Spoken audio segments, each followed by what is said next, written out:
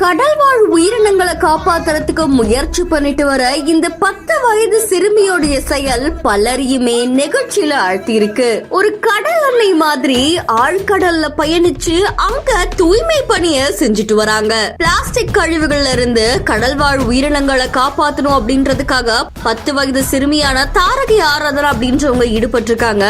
புதுச்சேரியை சேர்ந்த ஆழ்கடல் நீச்சல் வீரரான அரவிந்த் சென்னை அதுக்கப்புறமா புதுச்சேரியில பயிற்சி பள்ளி ஒண்ணு நடத்திட்டு வராங்களாமா.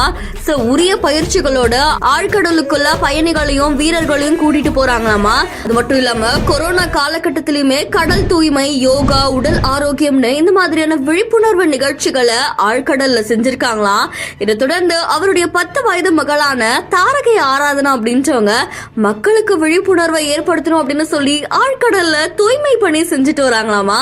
இந்த நிலையில நேத்து சென்னையில இருக்கக்கூடிய கிழக்கு கடற்கரை சாலை காரப்பாக்கம் பகுதியில கடலுக்குள்ள இருக்கிற குப்பைகளை அகற்றி தூய்மைப்படுத்துற பணியில ஈடுபட்டு வந்திருக்காங்க.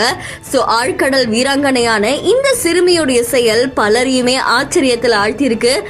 இந்த சிறுமி கூட சேர்ந்து அவங்களுடைய குழு கடந்த 3 மாசத்துல சுமார் கிட்டத்தட்ட 3000 கிலோ அளவுக்கு கடல்ல இருந்து குப்பைகள் அகற்றி இருக்காங்க அப்படின்னு சொல்லப்படுது.